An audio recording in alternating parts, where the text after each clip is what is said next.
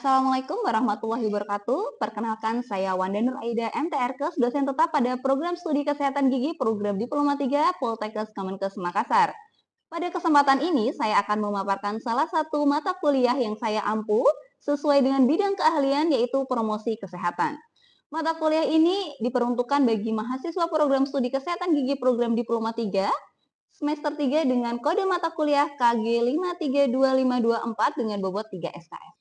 Perkuliahan dilaksanakan dalam 16 kali pertemuan yang terdiri dari 14 kali pertemuan pembelajaran serta 2 kali evaluasi, yaitu ujian tengah semester atau UTS dan ujian akhir semester atau UAS. Mata kuliah ini membahas konsep dasar serta implementasi pendidikan kesehatan gigi dan mulut pada individu, kelompok, maupun masyarakat.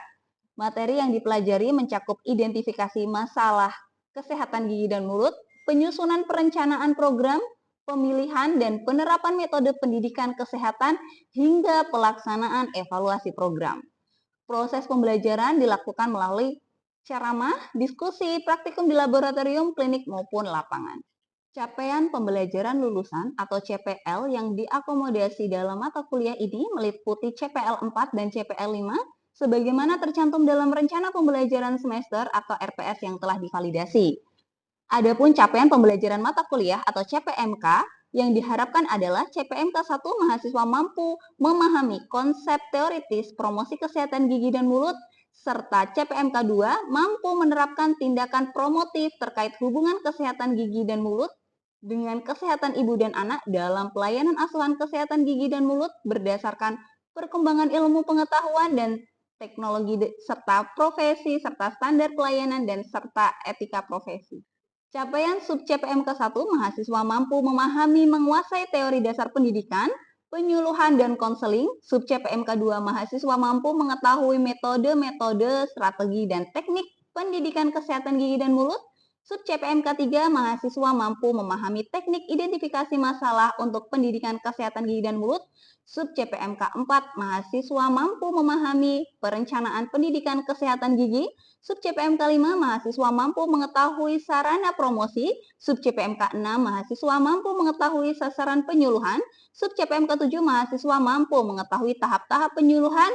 Sub CPMK 8 mahasiswa mampu memahami evaluasi pendidikan kesehatan gigi. Perkuliahan dilaksanakan secara tatap muka di ruang kelas dengan metode pembelajaran berupa ceramah, diskusi, dan tanya jawab dalam setiap sesi.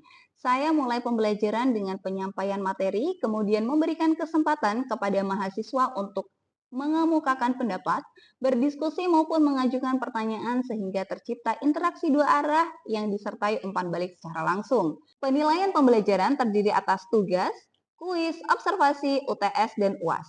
Penilaian tersebut mengacu pada indikator penguasaan konsep, kemampuan analisis, serta kemampuan mahasiswa dalam mengimplementasikan konsep promosi kesehatan. Berikut saya tampilkan dokumentasi proses pembelajaran pada mata kuliah promosi kesehatan, khususnya pada pertemuan ke-8 yaitu materi tahap-tahap penyuluhan.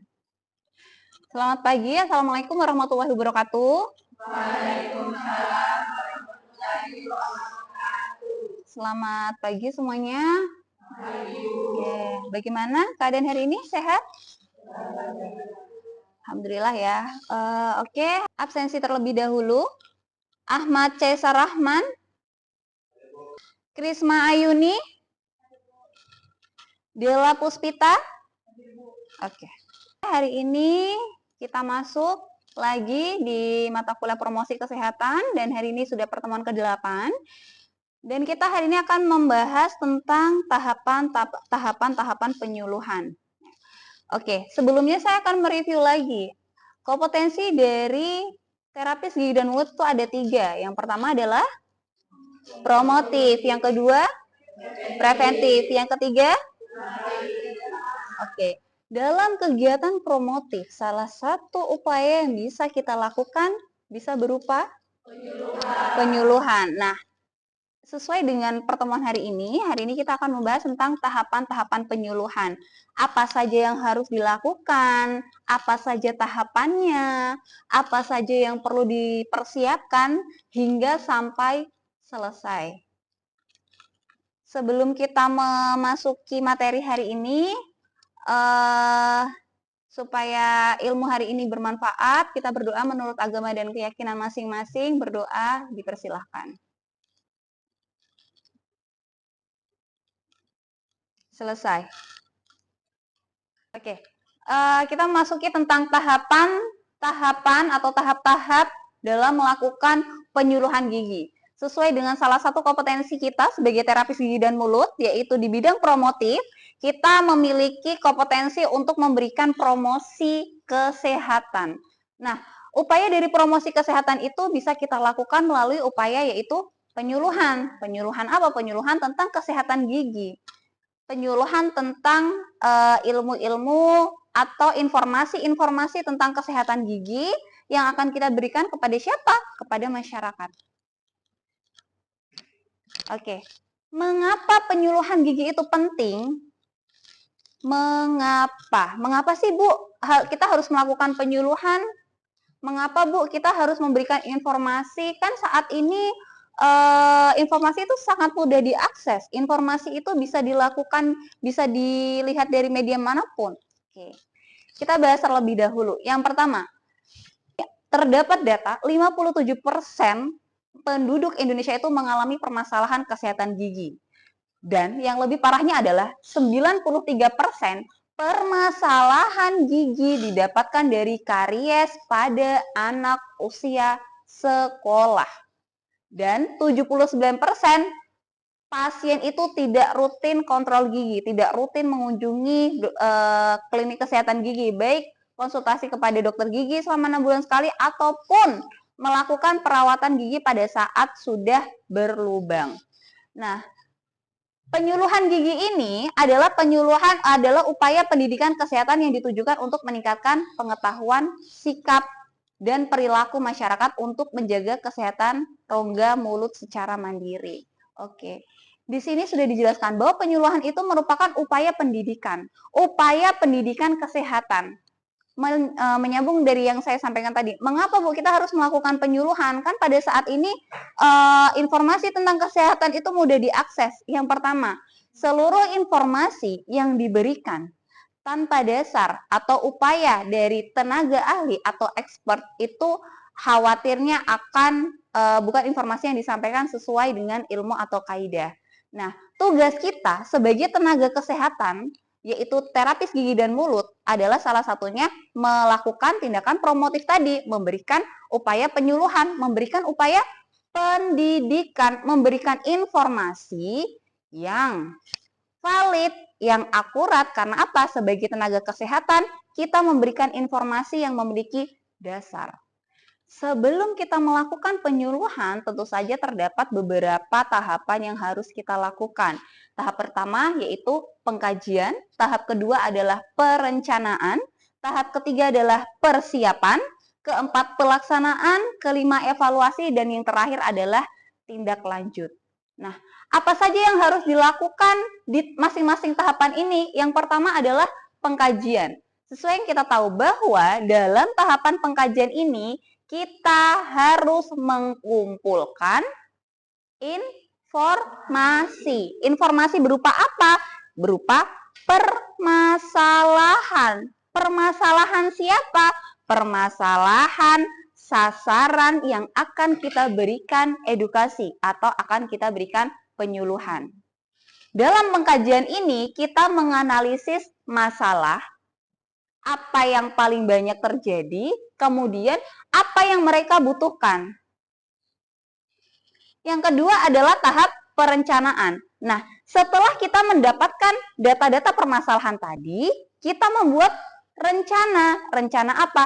Rencana penyuluhan.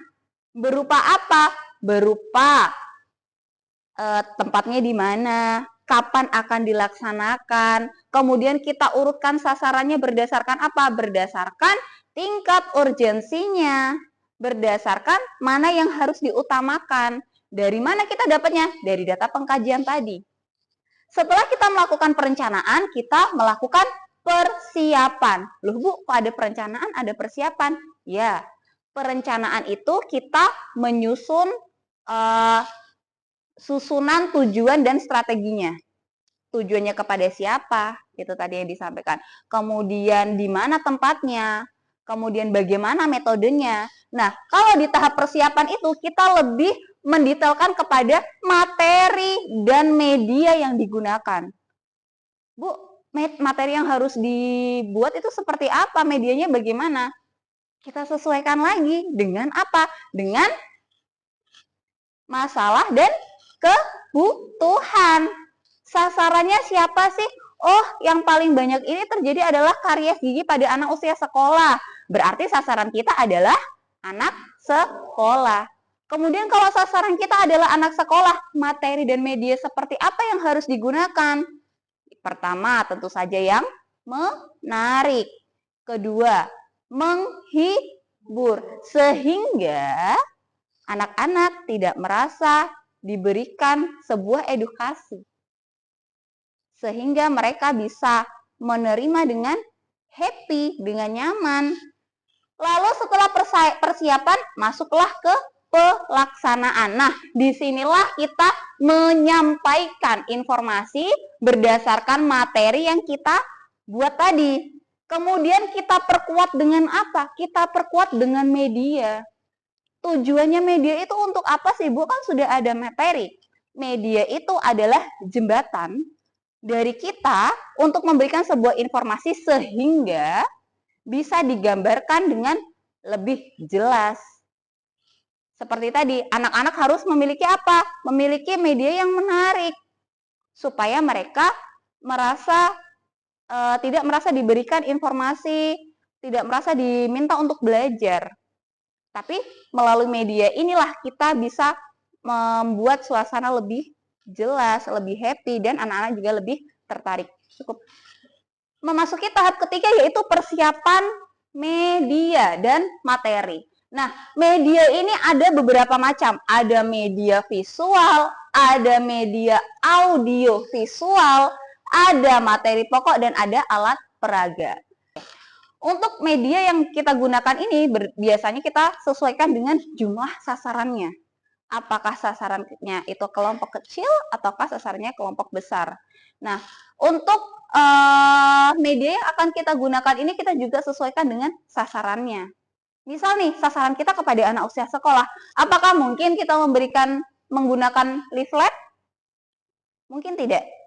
Tidak mungkin. Kenapa kira-kira tidak mungkin kita memberikan leaflet kepada sasaran anak sekolah? Karena bisa jadi bosan. Kedua, kurang menarik. Bisa. Yang ketiga, mereka bosan karena apa? Karena diminta untuk membaca. Mereka diminta untuk membaca. Anak-anak sekolah kita berikan leaflet nih, Dek, kamu baca sendiri. Apakah mungkin? Tidak mungkin. Makanya kita membuat media itu sesuai dengan sasarannya. Nah, kemudian media audio visual di sini namanya audio dan visual. Berarti ada suara dan ada yang dilihat. Biasanya adalah video animasi. Kenapa kok video animasi ini termasuk salah satu media yang menarik? Karena anak-anak menyukai kartun. Selain itu, kenapa sih media audio visual ini salah satu media yang cukup menarik untuk dan cocok diberikan kepada anak usia sekolah? Karena dia tidak membosankan. Betul, dia tidak membosankan. Kenapa dia tidak membosankan? Karena terdapat animasi-animasi, warna yang cerah, warna yang menarik. Nah, jadi media audiovisual ini salah satu yang bisa kita terapkan pada saat memberikan upaya penyuluhan kepada anak usia sekolah dasar.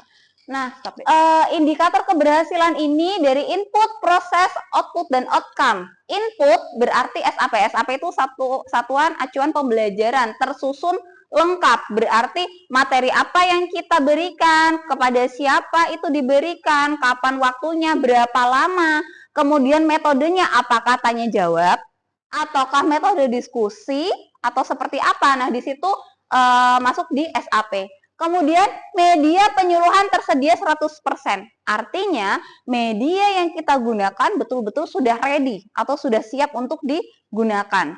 Yang ketiga, penyuluh memiliki kompetensi. Baik lagi seperti informasi yang disampaikan tadi, bahwa tidak semua informasi yang bisa kita dapatkan itu valid. Makanya diperlukan pemberian atau upaya penyuluhan kesehatan gigi dan mulut kepada masyarakat. Karena apa? Karena ini nih, penyuluh harus memiliki kompetensi. Kompetensi apa? Kompetensi di bidangnya. Yaitu apa? Kita sebagai terapis gigi dan mulut, kita memiliki kompetensi tentang kesehatan gigi dan mulut, dan kita paham. Dan kita memiliki dasar. Kita memiliki ilmunya, kita memiliki sumbernya. Kemudian, anggaran teralokasi sesuai rencana. Kemudian kedua adalah proses, yaitu kehadiran sasaran lebih dari 80%.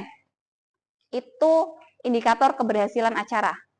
Jadi ketika kita akan melakukan upaya penyuluhan, ternyata yang datang justru lebih dari yang kita tentukan. Nah, itu artinya berhasil. Kemudian yang kedua adalah seluruh materi tersampaikan sesuai satuan acuan pembelajaran.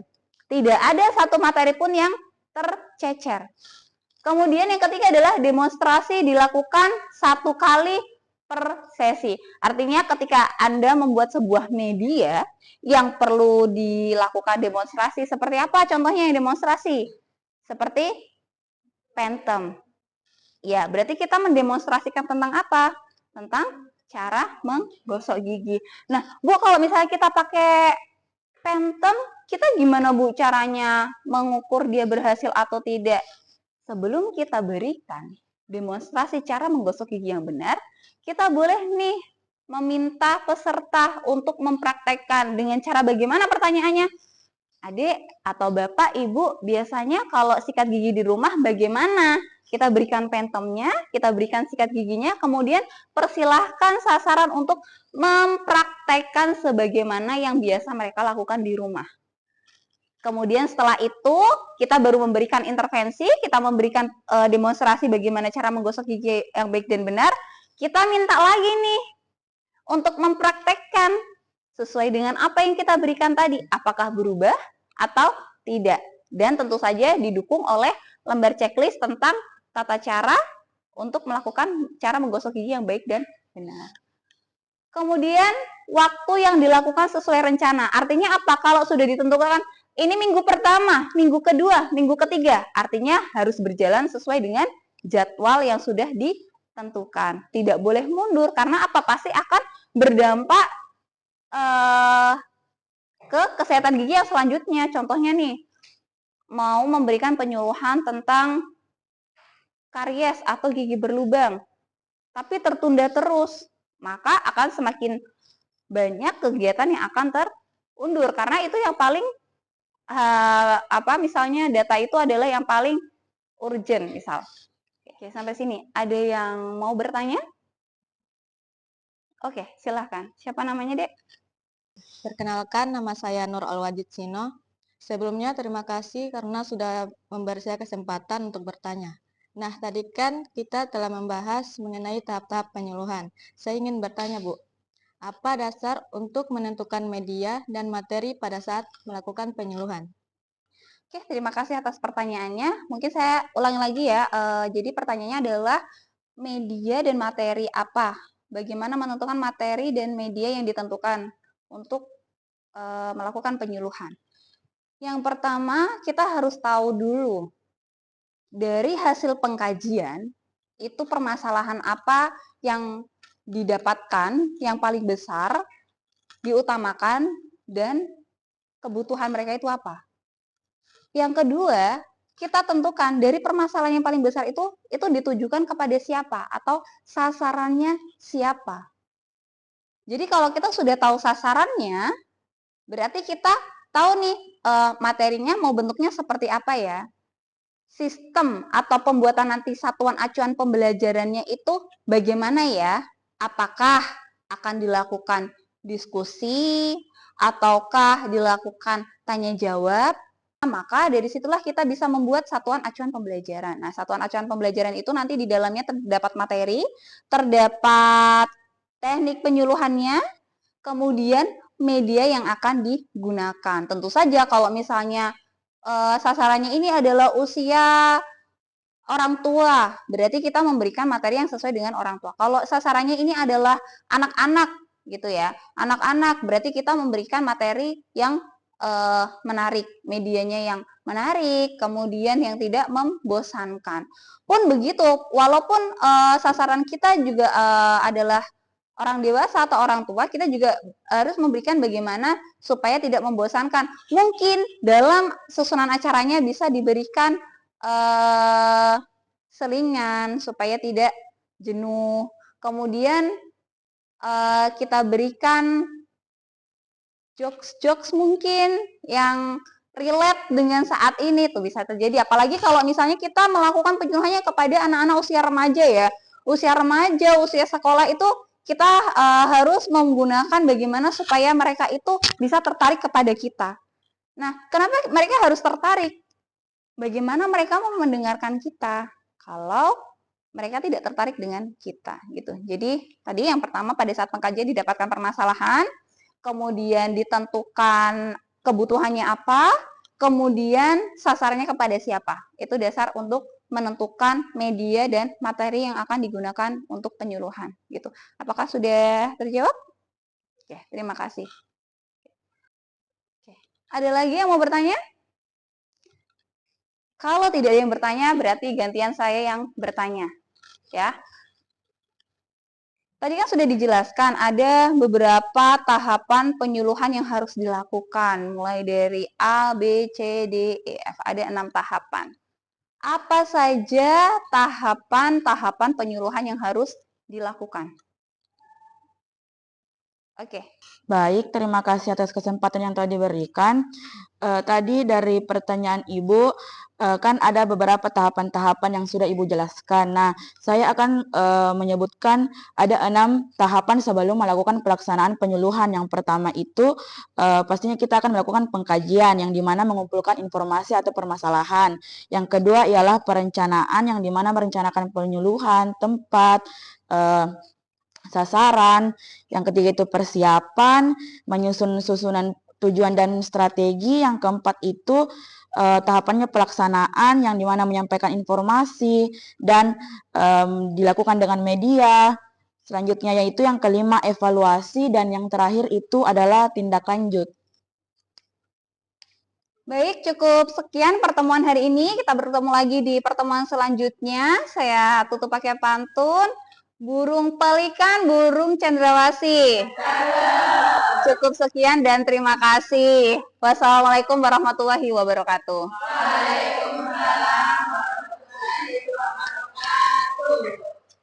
Sekian video rekaman pembelajaran mata kuliah promosi kesehatan, program studi kesehatan gigi, program Diploma 3 Poltekkes Kemenkes Makassar. Video ini digunakan sebagai salah satu syarat penyusunan dokumen pernyataan diri dosen dalam unjuk kerja Tridharma Perguruan Tinggi atau PDD UKTPT.